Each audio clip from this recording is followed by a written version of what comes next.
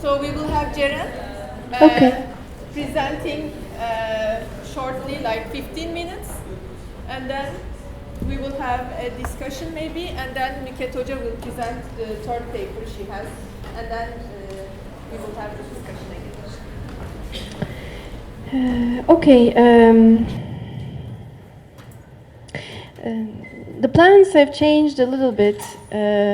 I know that Kat Gibson assigned a list of 3 readings, I believe.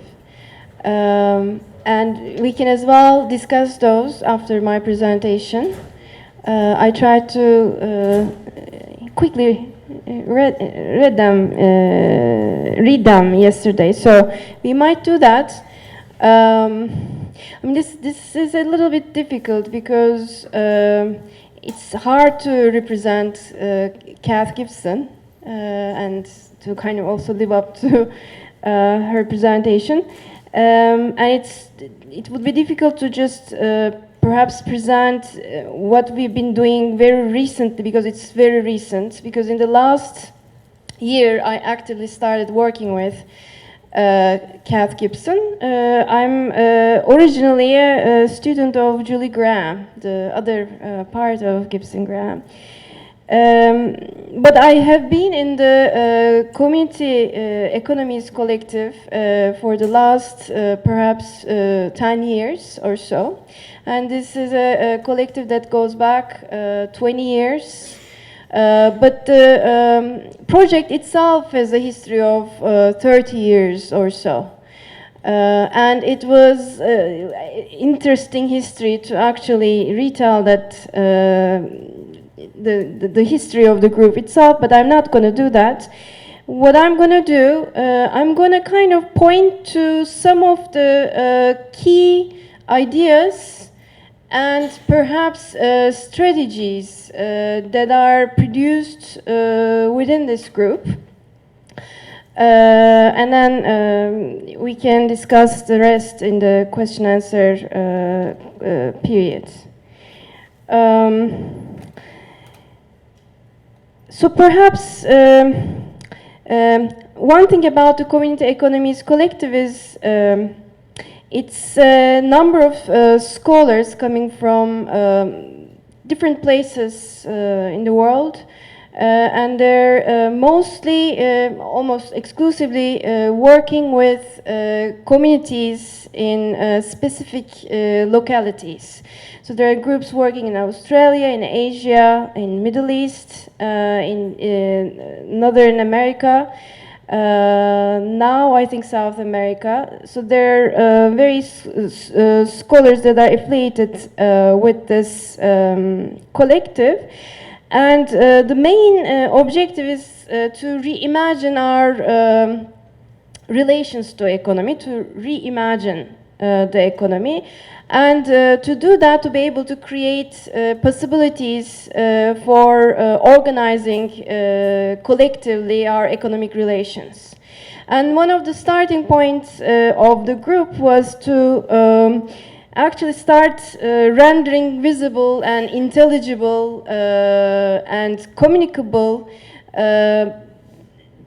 different solidaristic, communitarian, collective economic activities that people are already doing in their localities. So this was a very strong part of the project, as well as contesting the representation of economy as a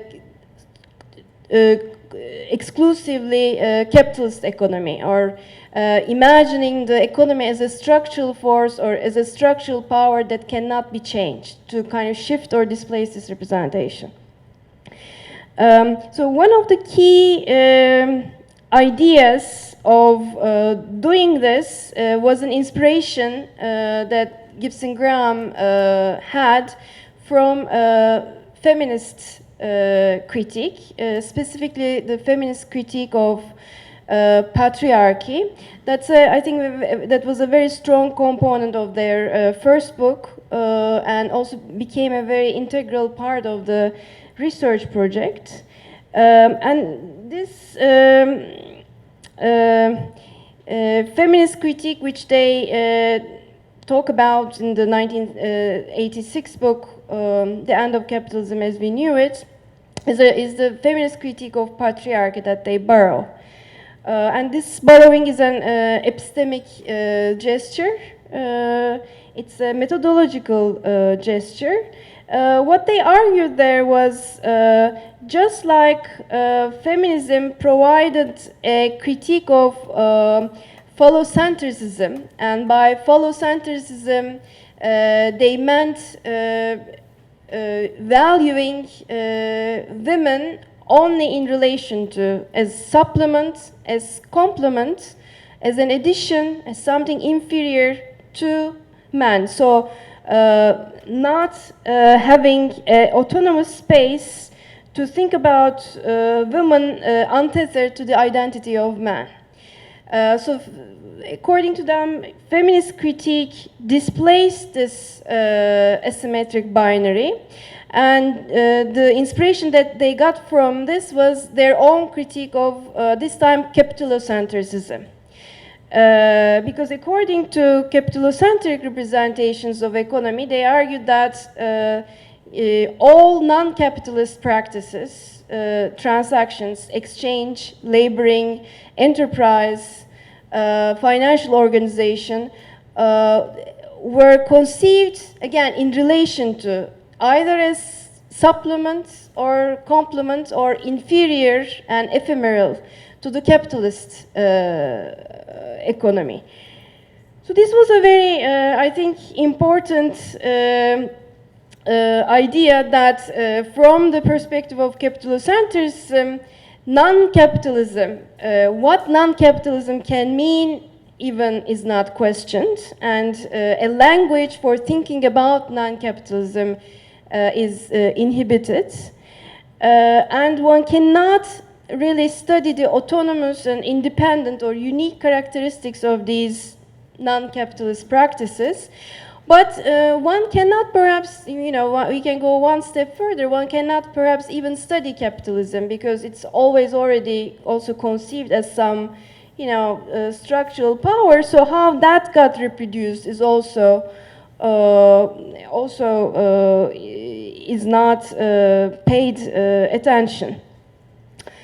So this critique, this feminist critique, they borrowed into political economy and call it a feminist critique of political economy, is also supported by two, I would say, they would say probably three, I'm condensing, two strategies for economic transformation, and I want to briefly talk about those two strategies.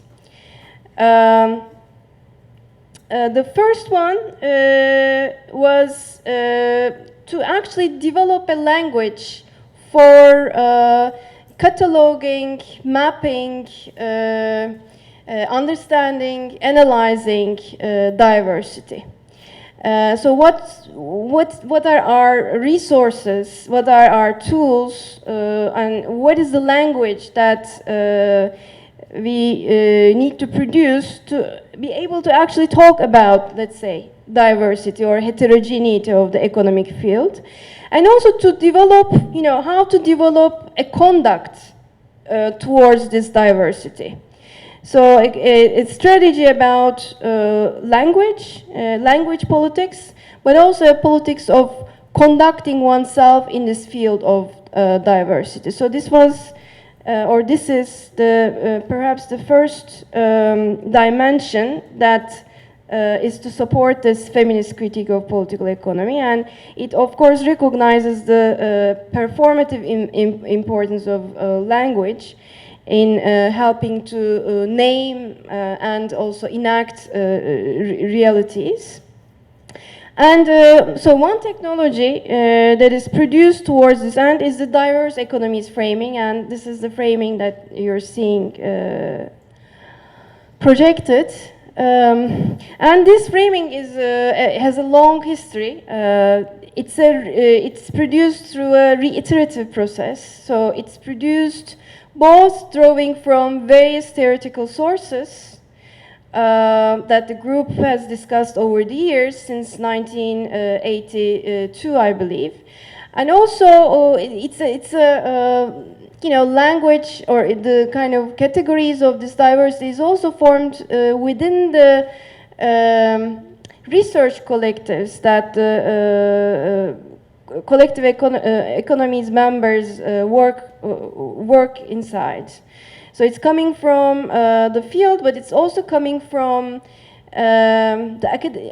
both academic field and research academic field, or you can say research activist field and academic activist field. One thing probably that I need to emphasize, because it was important,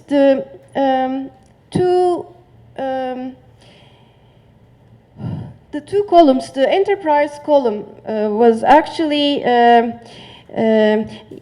reading Marx was a very significant theoretical background for that column. And there are, of course, various readings of Marx, but there was a, intentional reading, very much influenced by, a series of Marxist political economists and philosophers to read Marx in a non-historicist way, meaning, often pre-capitalist or relations or pre-capitalist modes of production were read in a sequential sense, in which they come before capitalism and disappear after capitalism gets formed, or repeatedly gets formed. This is what I mean by perhaps a historicist meaning.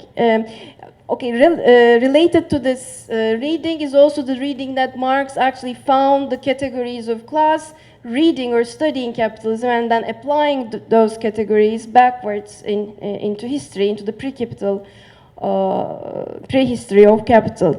So the reading this group got exposed to was perhaps a critical engagement with this historicist reading. Their own reading was influenced by Marx himself, but also the articulations of mode of production school in 70s, late 60s, but also the Marxist feminist school that studied reproduction and focused on unpaid caring and domestic household labor as a space to study patriarchy in relation to capitalism. This is a huge debate. Both these formations are full of contested positions themselves. But just to give you one of the theoretical sources is this particular intentionally anti-historicist, let's say, reading of Marx. And also the labor column is influenced, I think, by this reading. We have forms of labor remuneration, different kinds of commensurate or incommensurate transactions,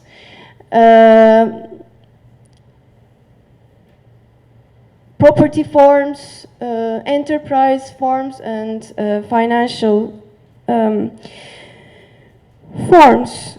In addition to the what we generally associate with a capitalist economy, which is wage labor, capitalist business, market exchange, private individualizing private property, and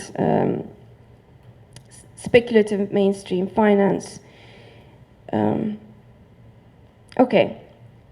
So this is, of course, a flattening of economic space. It's almost like you're saying, okay, let's put all these on the table and kind of deprive them of their a priori values. and the values that we attach them. So it's kind of also a very, maybe, like a starting place. Of course, then, you know, the question is, raised is, how does one conduct oneself in this field of heterogeneity, or how do actual people conduct themselves in this field of heterogeneity, but also how can we think about transformative relations, forms, if this is the field that we are faced with. I mean, I'm kind of telling the story as if it's a linear story, like this question came after diverse economies framework. It didn't happen that way, but I think the principles of how one conducts oneself in this field was an important question. There is also maybe an implicit shift of subjective perspective in this flattening of the economic space. Because, you know, you might start with any kind of box. You might be, or you might have multiple of these relations ongoing in your life. I don't know, you might be engaging in an alternative capitalist market transaction. You might have a private property, but also engage in voluntary labor. I mean, you can occupy various positions within this diversity. So the question is always then, you know, if we want to move from this space towards more solidaristic, however we define that, and collective forms, then the process is going to be partial, and the process is going to go through negotiations. So the kind of total kind of change of the whole economy also is dropped. So this is like maybe an epistemic intervention, but behind it there's also a call for a subjective shift in terms of how one relates to these, I think, different relations in this space. But, you know, over, again, conversations with research groups, academic groups, there were, and also, you know, just studying the main antagonistic and contested sides of economic decision-making in different societies, the group came with kind of six, I think, six focus for concern, focus for negotiation, or concern for negotiation. I think I might have a slide for that as well. Sorry.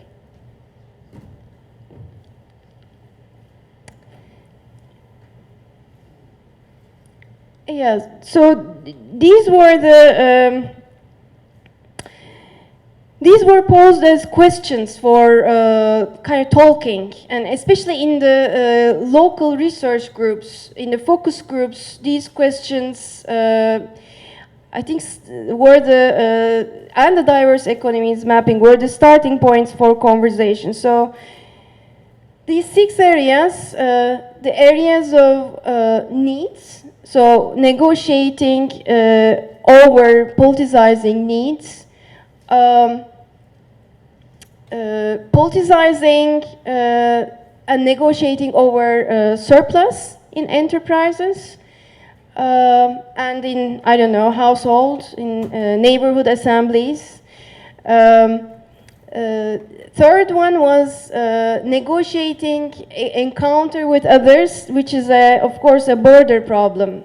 How does one community interact with the outside of the community? So encounter was an important concept for the research focus groups. Struggling over consumption, struggling over and you know, maintaining the question of maintaining commons, and of course the area of negotiating over investments, what kind of investments, and of course that has something, I mean, all of these have something to do with how we relate to our wealth so that future generations also can live well. You know, there's that concern to all of these questions as well. Okay.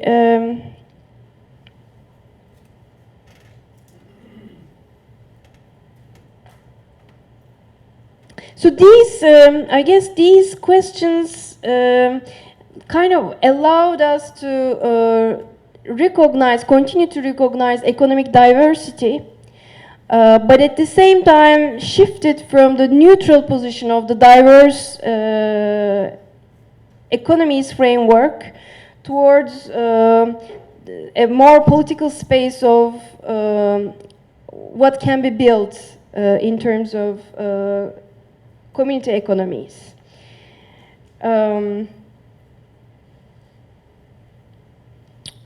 Okay, so language politics and then politics of conduct, those were the big questions. And then more recently, I think the group, and I'm kind of included in this very recently, we just wrote a research proposal together. So this is something that I'm also reading more recently, but the group has been discussing this for a while now. A concern for developing technologies to kind of enact collective action. That we need, you know, not only do we need a language, and that language can be, of course, seen as a technology itself, a tool to kind of re-understand economy. But at the same time, I think the group wanted to produce other kinds of metrics, ledgers, measurements that are that kind of codify the different kinds of ethical communitarian practices to represent those practices to the outside world, but also kind of self-audit, conduct a self-audit themselves while using these technologies. So self-audit became an important technology to conduct collective action, both within these research collectives, but also in the relation of the research collectives towards the governmental publics or you know, non-governmental publics.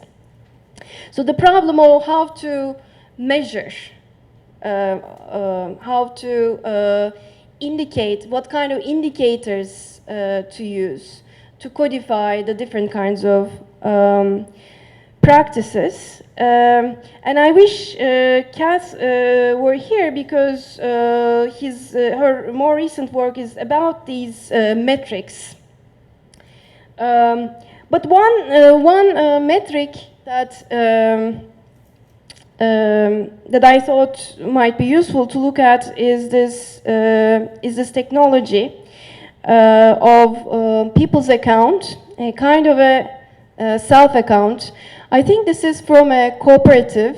This is from a research being carried out in Amherst, together United States, with cooperatives, and I think this was one of the ways that the group self-audited themselves. So there are the number of hours of workday. And then the group was discussing, you know, how much to work, but also how much to work for survival or for needs. Of course, that's the whole discussion of what are the needs of the members. And then, you know, another significant question is the division of labor within the cooperative, and those who have skills more valued versus less valued. So the whole problem of the intellectual difference, or maybe all like more general terms, the mental manual labor difference, all skill differences, and how to negotiate that along with needs. So negotiating over needs, negotiating over abilities, but also, what to do with the profit. There are certain necessary payments, but there are also other decisions that might enter into how to use this resource. I don't know whether it should remain within the cooperative itself, whether it should be distributed towards environmental restoration projects. So this allowed, I think, first of all, the cooperative to first kind of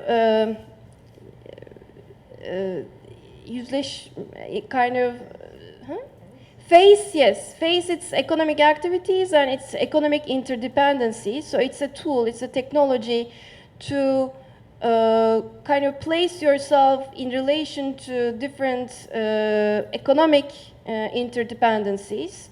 But also to start self-auditing, what you value, what you don't value, and the very difficult decisions that, of course, a cooperative should make. Okay.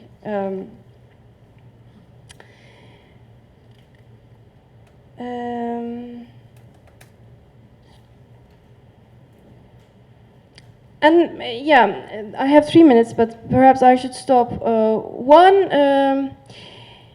last thing. In addition to thinking about new metrics or new self-auditing technologies, I think that the other concern of the group right now is how to also develop certain, again, for lack of a better word, I might call technology, but maybe prototypes, in which one might transpose a certain, let's say, invention in a local context that created, let's say, a relationship between a commons sustenance and an alternative market structure. How can one maybe transpose that invention, because that relationship is an invention in itself. You're linking different nodes of the diverse economy to increase the well-being of a certain community. How to translate or transpose that relationship into other contexts so that they can be changed, I don't know, reiterated perhaps. That's the last research, let's say, question for the group. It doesn't mean that these diverse economies or community economies, let's say, negotiation areas are not rethought. They're also subject to a reiterative process, actually, in all these local research collectives. But I think there is more motivation now to interlink more localities with one another, and while doing that, think about ways of transmitting knowledge, not really imposing. Also, there's a very, of course, strong concern in the group not to, devise blueprints. So something that is flexible enough, but also that carries a certain code of invention from one side to another. So the group is currently working, or a part of the group is currently working on that question. Okay, thank you.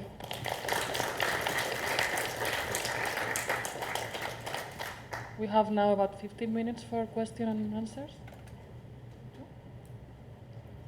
Thank you very much. It was a very nice presentation to get a feeling of whole research program.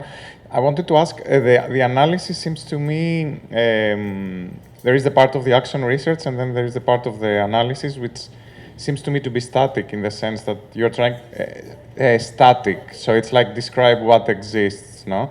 So what I wanted to ask you is if there is engagement and theory, either by Gibson Graham themselves or by people in the group, on the origins or how alternatives or alternative forms of economy, non-capitalist forms of economy, how they are created. So is there engagement with the question of how are they recreated, other from the fact that, okay, we want to create new ones, but of course they are created outside of the community program, of the community economies agenda. So how are they created? What's the theory of understanding? Where do these forms come from? And in relation, what is the theory or the underlying understanding of the group about the possibilities for transformative change? This I didn't understand. So is it the underlying idea that by doing many things of that, they will sum up and somehow they will substitute capitalism? Or is there a view that you have to also act on the level of the state? Or so what's the underlying vision of transformative change?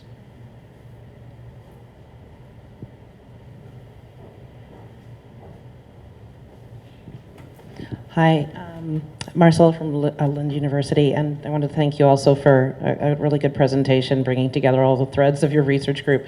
It's very ambitious, and it's really exciting to see what's happening.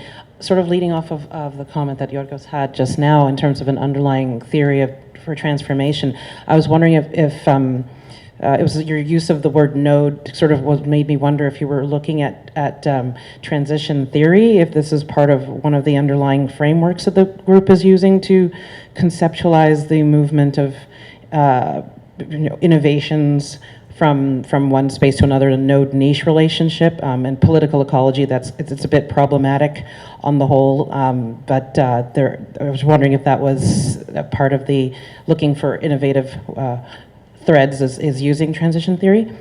And my other question was relating to the first graphic that was on the screen when you started.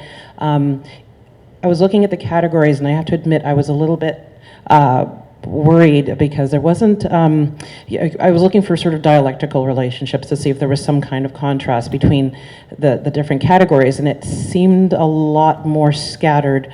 And there were several classifications I found problematic, looking at slave trade in the non-capitalist format when it was very much a commoditized format, as distasteful as it was, and some of the other things are being attributed. I was wondering, in terms of the group's process in putting these categories together, how that happened in terms of being able to come up with these contrasting different categories going between the two, if it wasn't through a sort of a dialectical looking for contrast of what the process was.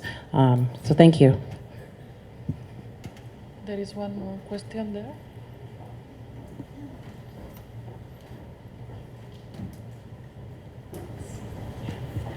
It's actually very helpful to see this put out like this, because it's makes you think about the relations between these categories. I also had a question, I think following Marcella's, which is that can you tell us a bit more about the relationships between these categories? Because historically, as you said, they've coexisted, and often some of these have been driven out by capitalism, so petty commodity production, etc., etc. So when I think of the literature about the relationships between these different kinds of economic activity, it seems to stress articulation, that these things are joined together, and the joining then changes each of these elements. So the way that you've posed these here seems to be a much more sort of binary opposition, that even if these simultaneously exist, they exist in opposition rather than other sorts of relations between them, relations which could involve joining, being subsumed one under the other, and so on. The way in which, say, housework is subsumed, unpaid housework is subsumed under capitalist relations. So if you could just tell us a bit more about the ways in which some of these might actually be helping in the reproduction of capitalist relations, some might be, at odds with them, or the other sorts of relations which might link all of these elements together.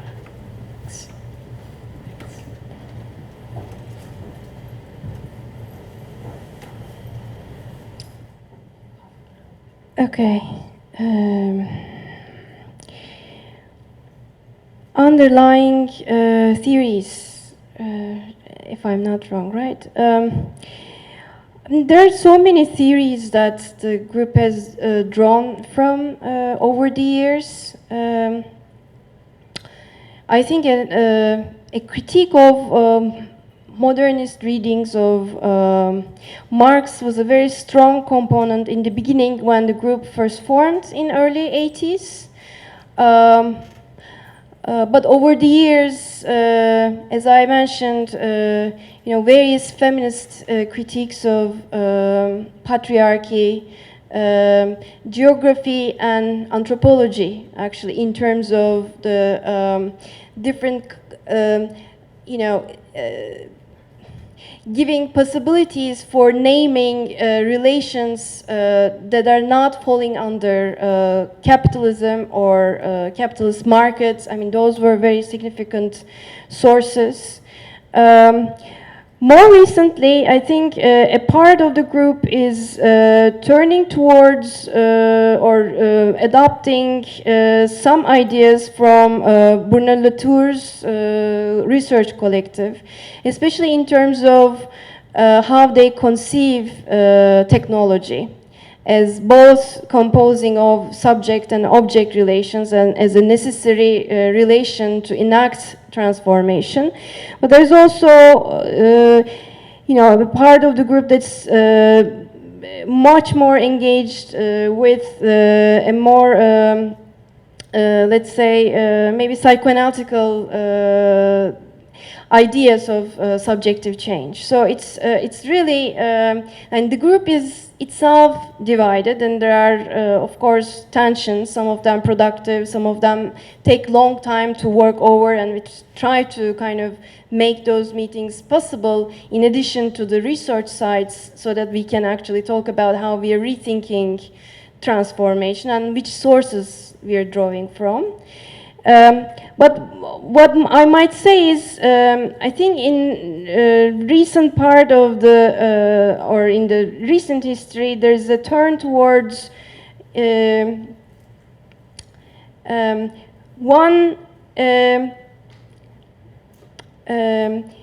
question of subjective shift that is important or that is necessary for this economic transformation to happen. So there is that kind of emphasis. How can we develop also technologies to, let's say, open spaces where multiple subjects can come together, negotiate and engage in a pedagogical practice where each kind of shifts or doesn't shift. But how can we create spaces for that to happen? And in that sense, there are a lot of readings being done by the group. I don't know whether this is something that I... What is it that drives the creation of alternative economies? Like in Greece now, after the crisis, we have a lot of community economies growing. So is there a theory from the group of why do we have a surge of these community economies in Greece now, and we didn't have it 10 years ago? Well, the group initially worked with in different settings in late 80s, and there wasn't actually, I don't know, one context that the group worked is in the post-industrial Australia, in the after the closing of the coal mines. I forgot the region now, and the group that I worked with when I was a graduate student was with in the Amherst area, and it was a changing economy. Tourism was entering, but there was a very lively also service sector for culture and education, but also immigrant ethnic economies were just flourishing. So there was a semi-crisis situation. It wasn't it wasn't like the crisis that Greece is going through or Europe is going through, or US is going through, but it was a more maybe regional redevelopment initiative that was starting, and our position was both cautioned against that intervention of turning, let's say, the Massachusetts area into a tourism, exporting tourism kind of region, versus motivating and encouraging these other local sites like bookshops, cooperatives, coffee houses, but also in the Springfield area, the forming immigrant collectives. So crisis is an important impetus, but I think it was not the only setting for the research. More recently, I think it might be the case, but I don't know. Yeah. And then someone asked about transition theory, but I'm afraid I'm not familiar with the transition theory. Is it a someone?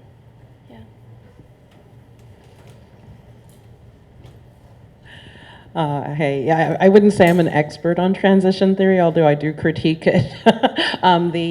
In essence, it's one of those theories that has been developing, and if someone else here is more of an expert on it, feel free to jump in. But it has been especially useful in innovation studies areas where they're looking at different ways. In urbanization context, for example, where nodes of innovative clusters of businesses can form, and it's looking at a division between the node and the niche, and how things move between a place where a instantiation of innovation takes place, and how that then gets moved up through the levels to become mainstream. So I think just from the process of us having this conversation here, it's clear that that's not necessarily the basis of what your group is working with if this is the first time you're hearing about it, although some of these ideas have been getting infiltrated through the literature in different ways. So that's why I was asking about it, to see if it was something that was at the fore of the thinking and discussions in your group, just because of the looking for ways that nodes of change get transmitted. It sounded like it may have been inspired by that, and I was just curious about it. But thanks.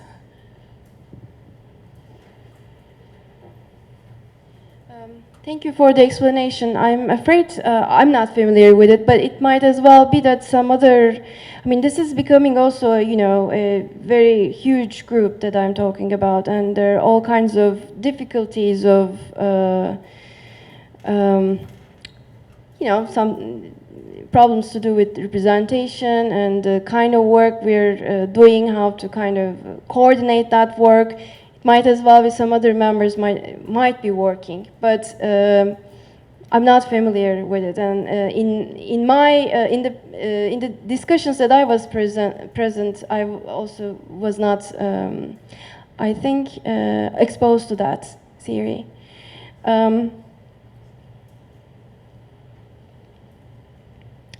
Well, the diverse economies framing, it might be a bit misleading, because I think I put a lot of different categories that came out from different research collectives there.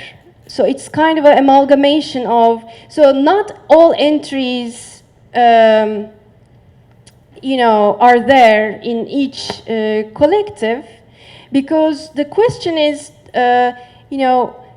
it's actually just an inventory of what people do in terms of their economic activities. So it's like a initial, mapping.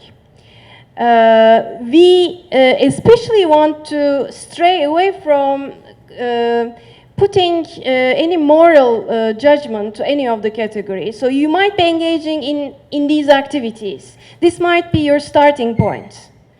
If we're going to start from here and now, there are people who are working under, let's say, slave conditions. There are people who are working under alternative capitalism. So if we start from this site and this space and this activity, then let's build a conversation, first recognizing where we start from. So the map is, kind of the framing maps the places from which we're going to orient ourselves toward building, let's say, collective relations or structures. But the framing is also used sometimes to generate ideas. For instance, we use a version of this map actually in Diyarbakır because in Diyarbakır, in our conversations, it turned out that 75% of the population are working in informal economy. But there's no disaggregation. I mean, it's a huge number. And probably a lot of them appear as unemployed in the official statistics. So we used a version of this diverse economies framing, not that we started a research collective there, but just to generate ideas about what kind of practices that 75% could be engaging in. So it can also be used as a kind of conversation starter to think about diverse economic activities. I'm not sure. Did I answer your question or? No, it was more about how they actually came up with what went into it, what went into the different categories, because it could be contested that some of the things, how they're labeled as non-capitalist or non-market, doesn't seem to fit that category. I see what you mean. Well, they're contestable, certainly. For instance, That's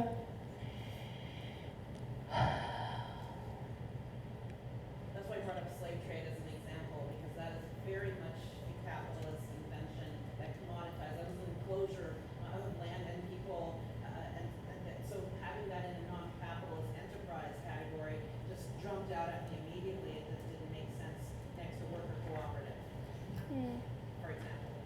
well, it's also, I think that's also maybe that's also point of debate in terms of how capitalism is defined.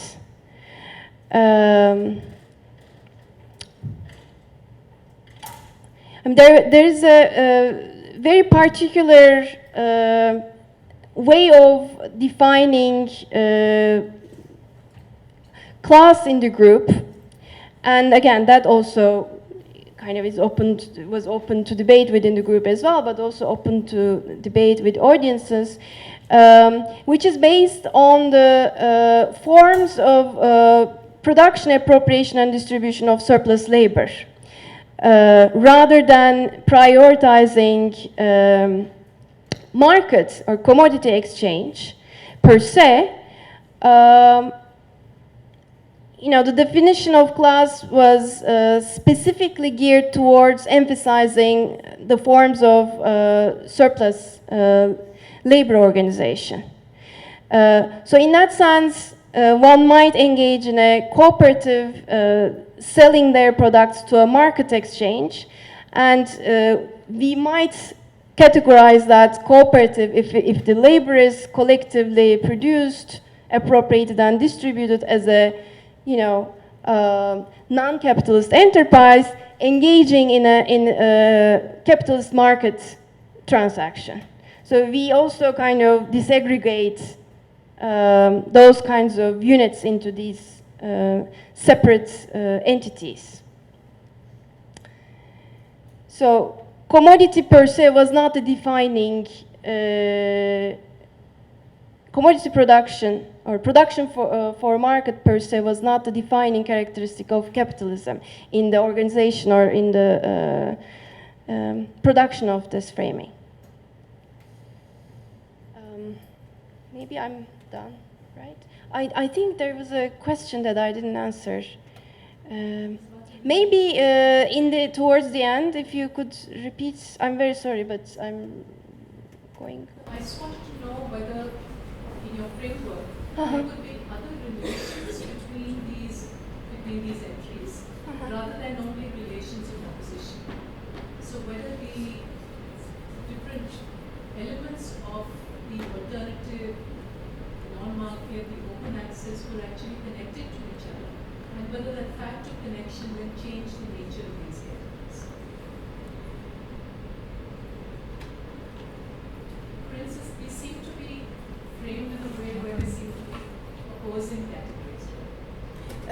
wage and unpaid. No, opposed to wage. Opposed to wage. Whereas housework, for instance, is actually acting as a subsidy to forms of paid work which are occur within capitalist enterprises. Sure. I understand what I'm understanding your question. Well, you know, the kind of motivation in constructing the table was to displace this binary. Actually, we wanted to stray away from this opposition. And the way to be able to do that was to come up with this gray area, which we call alternative paid, alternative enterprise. I mean, it doesn't fall in, it's the gray area that, or there are transactions, there are activities there that don't fall into that opposition. So that became actually our main, let's say, technology to displace the opposition. We started with the opposition, but we wanted to emphasize that gray, that ambiguous, or that changing and kind of set of activities to actually be able to establish that displacement. And we didn't really think about relations per se. I understand what you mean. These are even not deconstructed enough because they come with certain relations. And that relation could be a relation to, that gives a condition to capitalism, that it might be a condition that runs counter to capitalist organization of surplus. Those kinds of discussions took place where we bring the principles or focus issues to the table. So relations become constructed, and whether they, you know, whether these categories or people that put themselves into different categories see themselves as supporting one another or undermining one another in terms of needs, in terms of how they maintain the commons, those questions become negotiated when we switch to the ethical coordinates that I showed after this slide. But in this slide, I know there are problems like you're saying, but we try to devoid all relations, all power, all norms from this as much as we can, and kind of really decompose. Thank you. Now we will have the third paper. We will have until 1:15 for the presentation, and then again questions and answers. Okay, it is in my third paper that I address, and in my third presentation that I address more theoretical issues as well, and perhaps also talk a little bit about alternative economies to a certain extent. My third paper is on transgression, what it means to transgress. And basically I use the concept of, okay, just let me say this. This is a paper which is not yet published. It's going to be published in a book, and the book is now tentatively called Vulnerability in Resistance, and it's edited by Leticia Sayer and Zeynep Gambetti and Judith Butler. And it's a product of a workshop that took place in 2013 in Istanbul. So, but this is, at least this is my final paper. So in this paper, what I want to, or in this section, what I want to talk about is a way of conceptualizing feminist political practice that, in a sense, I mean, I want to put the notion of ethics itself under erasure. I want to raise the issue of what do we understand by ethics.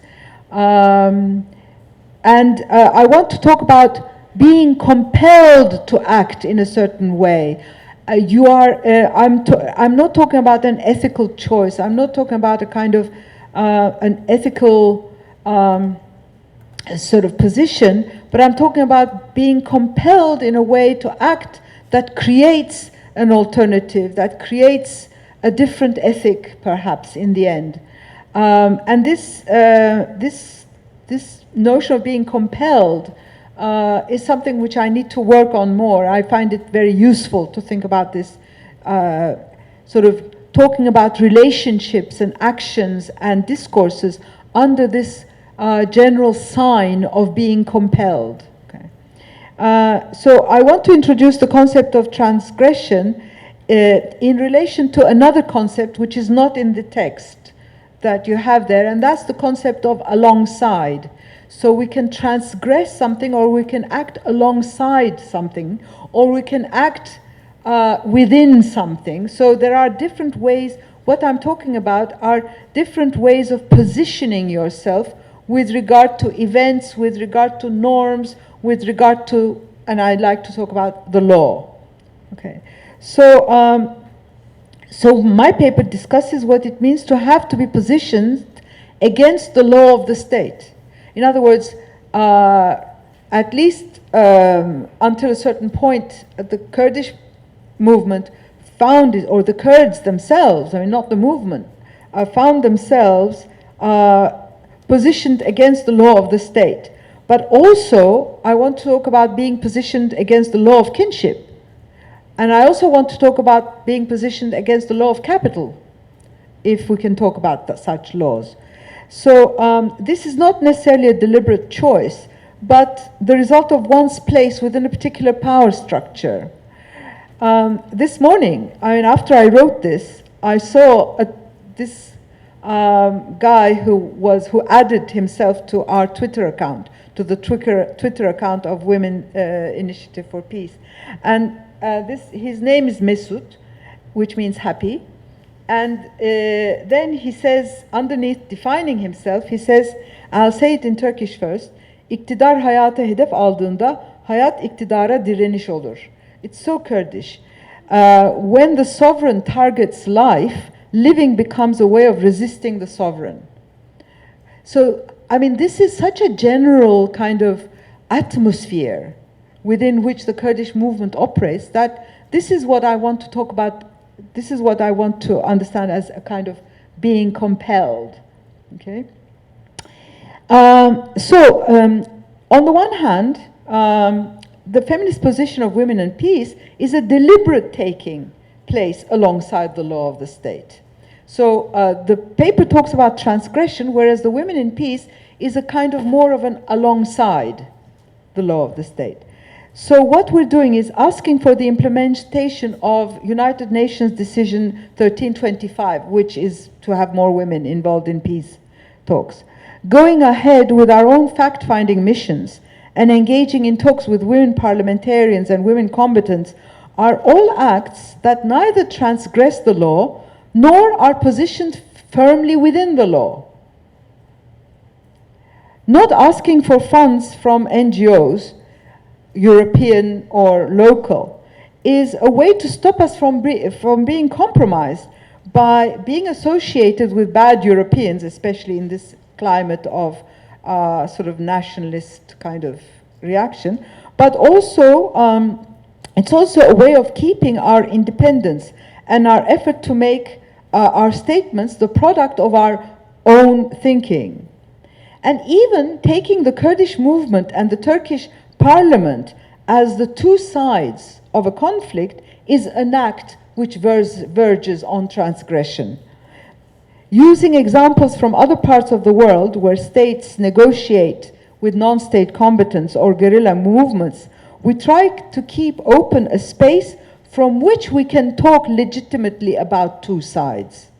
So we're trying to make the talk about two sides a positioning not against the law, but alongside the law. And this is our basic sort of effort.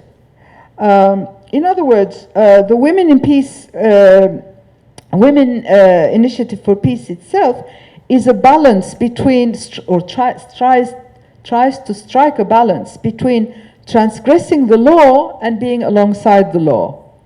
So we position ourselves alongside the nationalism of the Turkish state, rather than taking it as a totality that need to be done away with. So we don't take it as something to be criticized, not condoning it, but not deliberately speaking out against it as a sort of constructed unity called nationalism. What we're doing is to act, to speak out again against particular actions of the nation state, which can be seen to be the product of this kind of nationalism. These kinds of acts that are alongside the law, ultimately, we hope, we believe, erode the law rather than mount a frontal attack against it.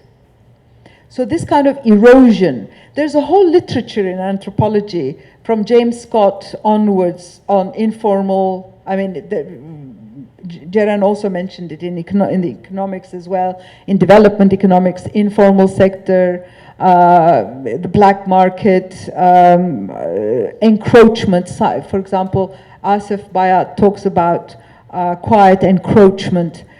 These are all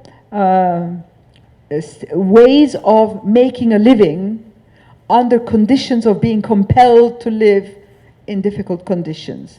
But what we are trying to do is to build the politics out of this rather than just, just a life. You understand what I mean? I mean, it's taking that building seriously and making it a politics. Kurds displaced from their villages during the 90s have had to build a life from scratch in the large metropolises they settled into. This is my research, 2010. I didn't give any papers on that, from that work. In Mersin, which is a large town, a city on the Mediterranean coast, where about 40% of the Mersin population is now Kurdish, which means that Mersin is understood to be a Kurdish town. And that's the reason why I did work there. The only way that these Kurds who came to Mersin could actually establish a life there was to position themselves alongside the law.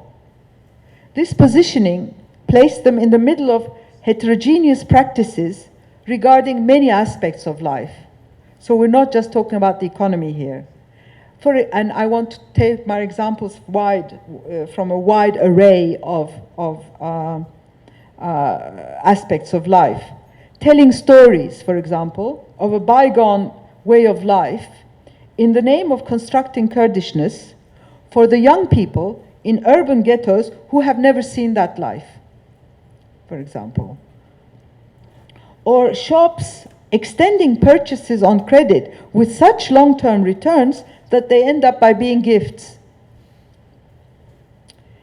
Or producing charcoal on the derelict site of a wasteland among sheep herders and farmers who are also trying to eke out a living on the outskirts of the town, and whose attempt, in the effort to try to put together some capital so that they can start another business somewhere else. And these attempts basically constantly fail.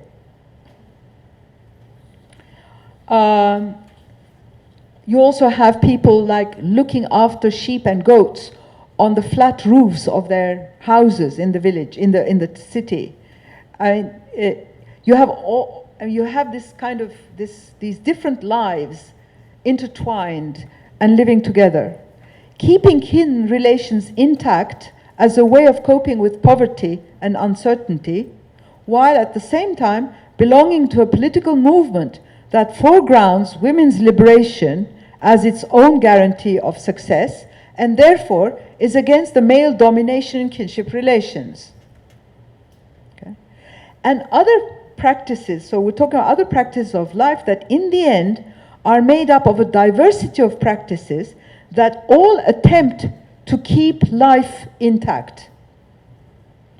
To build a life is the term that I want to use, and it's a term much larger than the economy. As Gibson Graham suggests, we need to critique the notion of the economy as a technical issue that has its own laws of operation, and place it, once more thinking anthropologically, within politics. Building a life, to me, is such a term. It's a term which is both technical and non-technical, both particular and universal. It's a holistic term. That's why I say it's sort of thinking anthropologically. Anthropology defines itself as a holistic form of social science, doing social science. Transgression and alongside, these two terms, I take these as being two modes of opening up alternative spaces to speak and act from. In my paper, I tried to show that being placed against the law itself is a space from which alternative forms of imagining and speaking about women can emerge. Genealogy, and I'm using it, the Turkish-Kurdish form, because there's no, I don't want to say gynecology, it doesn't mean that. Genealogy and the notion of the culture of rape, which I discuss in the paper, are such discourses articulated from this position of transgression, of being against the state. But it is also alongside many different theoretical positions, ranging from Foucault to Althusser, to Deleuze to black feminism. And this position, I mean, many of these aspects of genealogy have been developed by Abdullah Öcalan in prison, where he read more books than you can ever imagine in your life. He has the time. And this is also a way of speaking against the nation state, against capitalism, against the academy, and any other node of power. So being both alongside and being against can be simultaneous. So we can talk about a post-capitalist politics that is also a post-nation state politics. So does the notion of post-capitalism also bring us to a position of post-nation state politics? This, in fact, is the Kurdish political movement's final proposition to us now. It's moving away from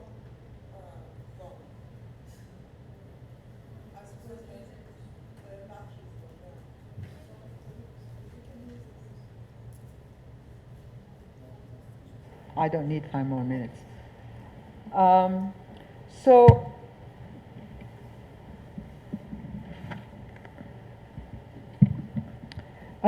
So we can, the Kurdish political movement is now moving away from the aim of establishment, from establishing an independent Kurdish state. It used to sort of talk about TC. TC are the initials of Türkiye Cumhuriyeti, the Turkish Republic. So even that statement was in a kind of against position. Today, however, what they want to do is a politics of building what they call democratic autonomy, a form of devolution and local government based on the Swiss models of cantons. So what you heard on Tuesday from the Rojava representatives were the political and legal sort of frameworks of the 3 cantons of Rojava. Okay. And this kind of democratic autonomy is being produced by creating spaces of autonomy alongside the law of the state. For example, the example that I gave you about the guerrilla cemetery. The guerrilla cemeteries up on the mountains, the Turkish state doesn't touch them. There are normal cemeteries down below, and they both work alongside each other. Okay? So this is the building, this is the building that the Kurdish movement is involved in at the moment, and it's based on the building of these spaces rather than an attempt to construct a new nation state. Thank you.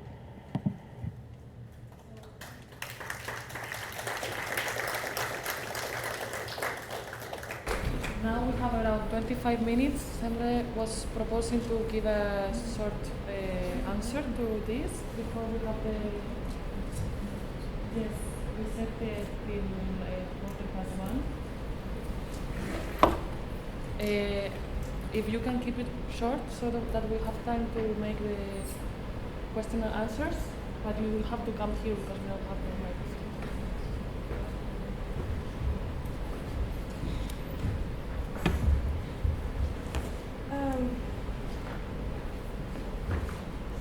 Well, my thoughts,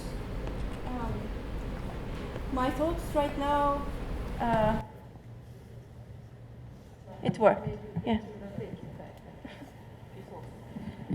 Okay. Or maybe I can just project. Okay. I don't want to keep. Yes, I don't want to keep you because my ideas are barely forming.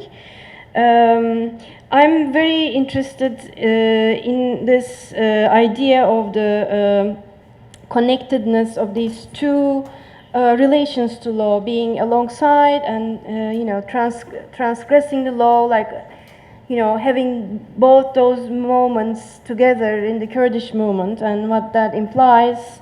I mean, I don't know, but in previous conversations, I was thinking there are probably two different ways of rendering the state redundant. Exposing yourself as a vulnerable subject to the state and taking up the position of, penalizing almost in your own hands. That's how I understood, in one sense, the vulnerability. And rendering the security state redundant in that sense.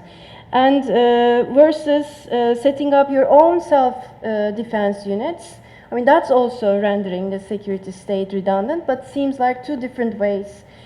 And I was thinking about like differences between these two rendering state redundant acts. I wonder whether one generates more guilt and defensive reaction against guilt in the other than like transgression, like maybe differentiating them also in terms of what these two acts trigger or incite in the position of the other. Might be interesting to think about. And then is post-capitalist politics and post-nation state politics? I think it should be, but if you're referring to the work that we've been doing in various ways, it's not quite that clear. I think it might be because when we think of community, because we use the concept community economies, and community needs to be rethought. What do we understand from community? And there's some thinking going into that, keeping our distance from identitarian notions of community, but taking community, rethinking community as rethinking nation. I think that isn't there perhaps, but there are connections because I can see connections, even though I think you're very right to insist on building a life rather than reducing it to the economic register itself. Capitalocentrism in some sense also rested on the hierarchical division between the modern and non-modern. Just like the nation state, I think, when it constitutes its borders, relies on reproducing that hierarchy between who is modern and who is non-modern, especially in relation to Turkey. And that hierarchy, of course, draws from economic activities, and the development discourse.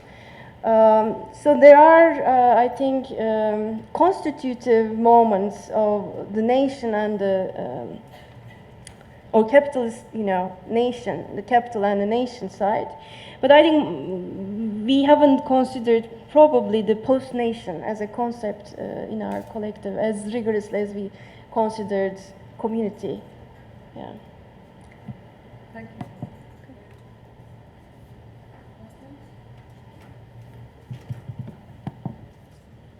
Hi, thank you very much. This was fascinating. I have a question for both of you in conversation, which is the very different notion of politics that is articulated by both of your papers.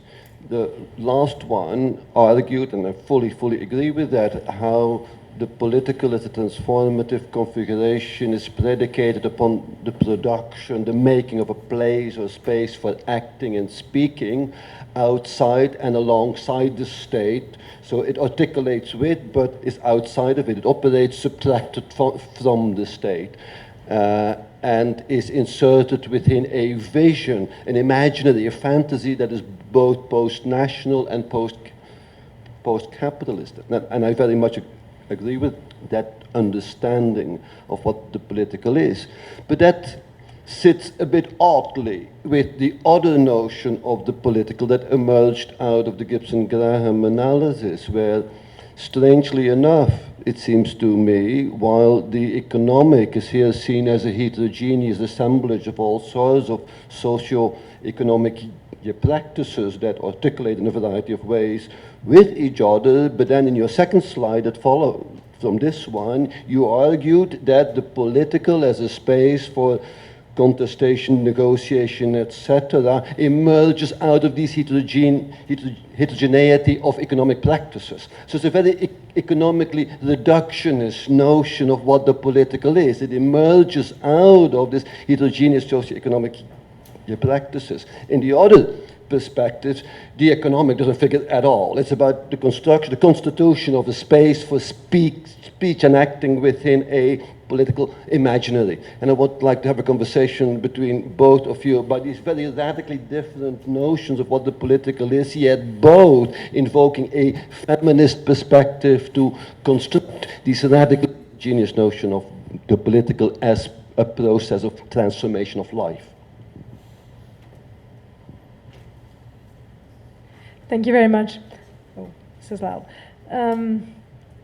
So I'm very much interested in the decentralization framework or ideas about decentralization you brought up in your final comments. And I'm thinking about what the level of engagement with decentralization, the experiences of decentralization in developing countries, what has been that engagement within the movement. Now, it's going to be a bit long, but my idea is that there's going to be a point where if this political project moves forward, we're going to need to codify the relationship of these autonomous spaces to the center, thereby redefining both of them, yes, by necessity. And then I guess there are two main models on how this can be done. One is that we adopt a model of a uniform administrative model that covers the entire country, and we become either federal or non-federal, but more decentralized country. The other is to organize this autonomy under some kind of exceptionalism, some kind of territorial or community-based alternative legal frameworks. And both of these models have a lot of antecedents in the developing world. I'm mostly familiar with Latin America, where you have, well, neoliberal waves of administrative decentralization, mostly from the top. And then you also have, most of the people here are familiar with, these indigenous communities and all Afro communities, other types of community-based rights that are exceptional. So I'm thinking, in the former, in the uniform model, decentralization can create huge variation in actuality, in what happens in the outcomes of decentralization. So sometimes when the community is strong, I guess, you actually get more radical democracy. When it's not, you mostly get a lot of corruption. Decentralization is not very nice in Latin America for many people. At least that's how I see it. And on the other hand, when you get the exceptionalist framework, it maybe gives more it gets realized better where it's affected, but maybe it's a way of co-opting this spaces of autonomy. Maybe it's a way of containing them. And the state effectively becomes a kind of discriminating monopolist, where you give each one the kind of autonomy they deserve somehow, that they can get from the state. I don't know, I'm a bit pessimistic, I guess, but I mean, I don't want to be. And I think we need a model of some sort.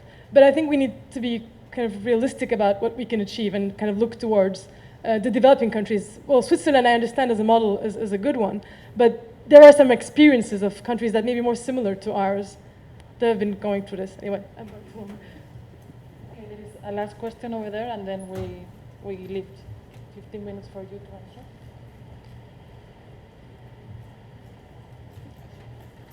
Hi, thank you for all of your inputs, and I'd like to maybe mention something now. It's been mentioned the second time of Switzerland. I'm from Switzerland, studying there.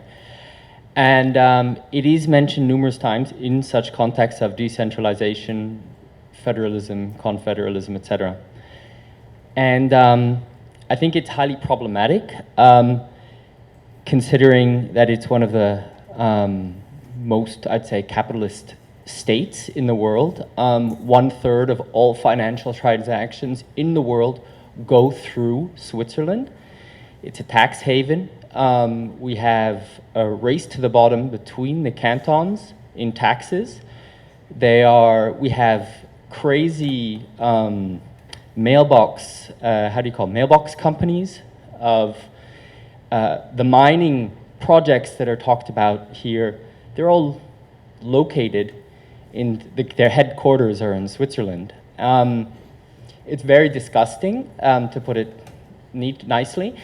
And so I think it's the problem that Eric mentioned before. It's how do we understand a decentralized political system that takes into account the economic and that is built up through an economic decentralized system?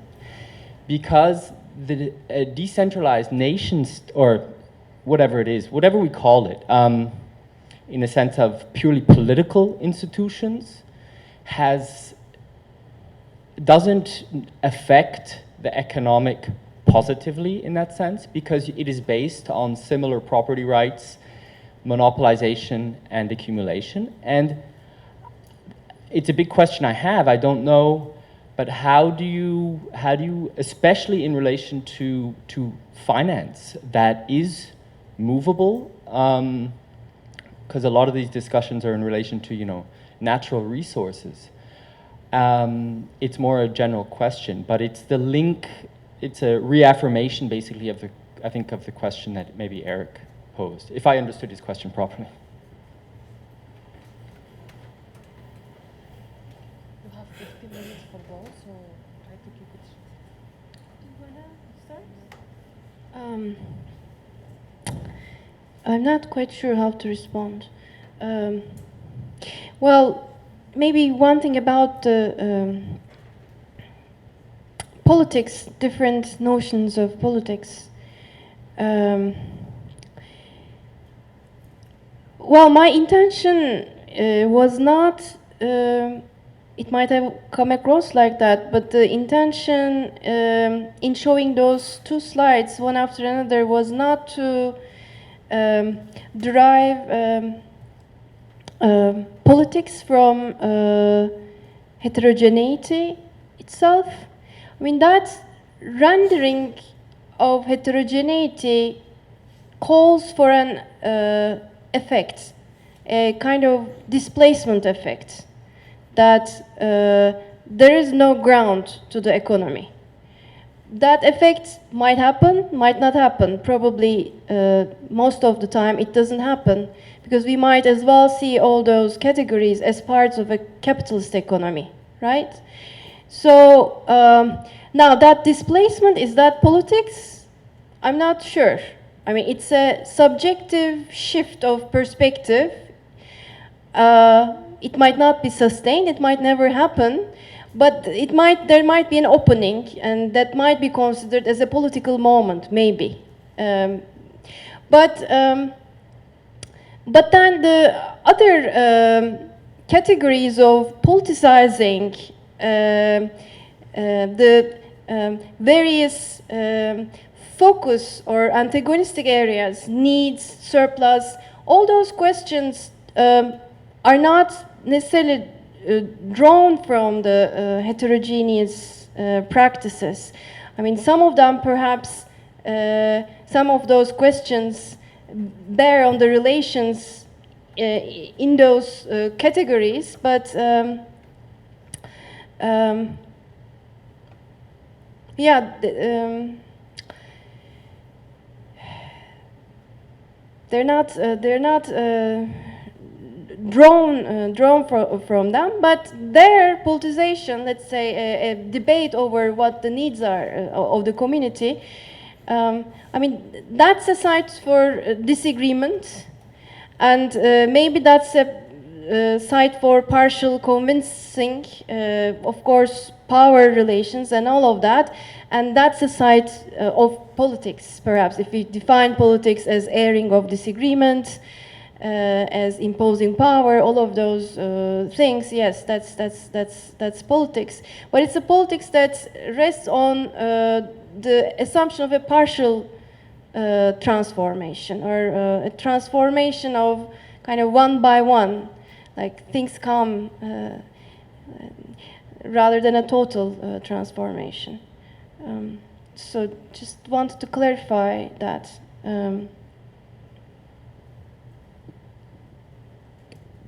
Thank you for your comment. You say that we operate with two very different, radically different definitions of politics.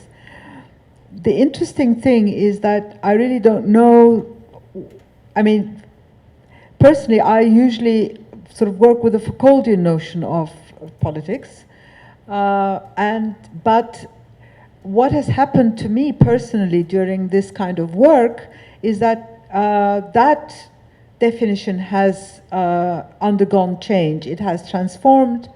I mean, I still take sort of notions of a biopower, or the notion of the construction of particular subjects as political issues, but I also like to sort of look at a kind of more Deleuzian sense of politics of control, politics where the subject is not at the center of the discussion. So it is the fluidity with which the Kurdish movement, and me as a person who's looking at the Kurdish movement and analyzing them and placing myself alongside that movement, these are the transformations that I have been compelled to go through.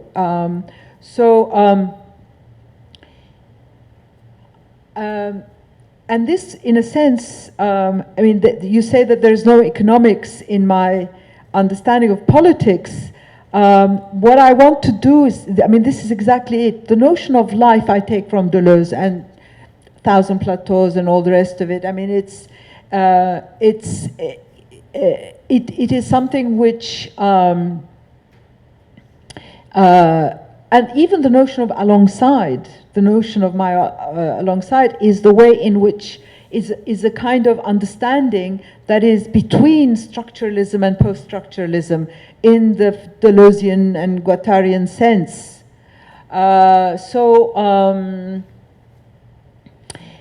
So politics will come in, hopefully, at one point, and it has come to the extent that I have done work with the evacuees in Mersin, in this town, where I understand politics to be kinship as an anthropologist, and I understand politics to be the economy as a Foucauldian, etc. So I guess I mean, although I studied Marx and all the rest, I was never a good, and my thesis was about petty commodity production and articulation of modes of production and all the rest of it. I mean, in the 70s, you know. In spite of all that, it seems that I mean, I agree with you. I keep sort of giving more importance to the word and to the way in which people imagine the world than necessarily to models and to structures. And that I find to be very Foucauldian, funnily enough. So economics will come into it, but to the extent that it is brought into the analysis through the research, through the practices that people are involved in, and through the extent to which it is articulated by the Kurdish political movement. And that is where Ceren comes in, because she has worked with the Kurdish political movement in terms of their, I mean, you heard on Tuesday, they're talking about cooperatives, they're talking about ways of creating this kind of alternative economy based on communes and cooperatives, in spite of the fact that until now, you don't see them actually going towards building cooperatives, building these kinds of alternative spaces. There are 2 or 3 different attempts, most of which have, I mean, one of them is not a failure, but it's not really an alternative. The other one was an alternative and it's a failure in Viranşehir. So there are, so they will come in to the extent that they will be transposed into words, again, but I think that does not necessarily pit me against Ceren, because I mean, we have just started this conversation. I mean, it's this workshop that has started this conversation with Ceren, really, the relationship between post-capitalism and post-nation state. And I think that this will, I mean, my hope would be that maybe we could do something with all this, I don't know if that is an answer or not, but yes, you're right, and that's a problem, and it's an issue, and I put it in front of me. With regard to the decentralization, and in a sense, this is exactly what your point is all about as well. I mean, can we think of a decentralized political system that takes account of the political? I don't know. Yes, I mean, that's... In a way, why is the term canton used in the Kurdish political movement to describe this kind of decentralized model? They use it because they're talking about forms of direct participation in politics. So they're talking about these neighborhood councils, the neighborhood councils that are then, if you like, balanced out by neighborhood parliaments. So at all levels, they are sort of, this is the imaginary, I mean, even the Women's Congress is organized in the same way. They are supposed to be sort of checks and balances. The committees and sort of locally acting units, councils, being balanced by, again, same level parliaments. The word they use is meclis, parliament. So, and this they believe, this they think is the Swiss model.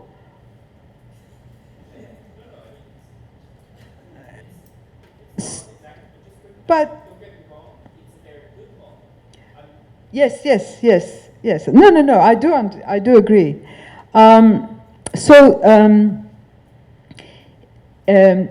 So what they do, I mean, you heard, when Çınar was talking and Abdülselam, when they were talking about Rojava, they were talking about these people's houses, the women's houses. These are interim sort of organizations that will produce the canton model in the end. And the cooperative question that somebody asked, they weren't able to answer properly. I mean, so in a sense, you saw the whole thing in action there. The link to natural resources. Ecology is a very, very important aspect of the Kurdish political movement. There are, for example, many acts of illegal acts. They burn, for example, work machines that try to extract, let's say, gold or copper in the Kurdish mountains. The mayor of Diyarbakir was reported as saying that they would take taxes out of the oil that is being mined in the Kurdish regions. So there are these kinds of disparate statements that emerge, but I don't think that they still know what they want to do with, or how they're going to organize their ecology, or how they're going to organize the relationship to natural resources, and how, I mean, all of this is going to function. With regard to your idea about a model, they don't work with models, these people. I mean, they read about them, but then they always appropriate and transform the models in their own way, with their own experience. So, for example, if they take the Swiss canton model, they don't take the economic aspect of it at all. Some of their ideas about direct democracy and cooperatives comes from Murray Bookchin's notions of democratic autonomy and direct representation, but then they get transformed with what they can do and what they have done.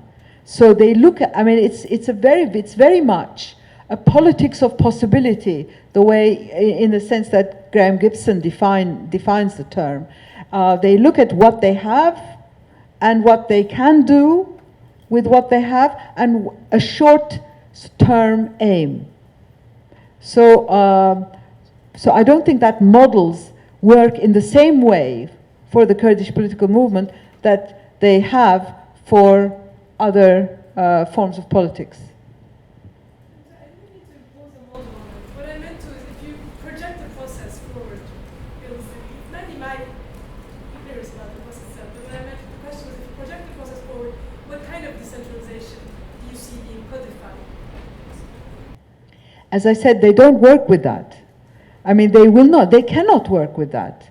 At the moment, what have they done? Look, they've formed a political party which has managed to break the threshold with 13% of the votes, and they don't know what, and we still don't know whether we'll have a government or we will have another election. And these are the real conditions under which, you know, people have to work. So, I mean, the question of the existence of a Kurdish political party in parliament as a party for the first time, what does that mean in terms of models to create a kind of decentralized, more, I mean, my hunch is that, you know, we're going to go very slowly, in the sense that, you know, we're going to go towards a little bit more decentralization, hopefully, or we may go back to scratch, if, you know, depends on what will happen within the next, you know, 30 days.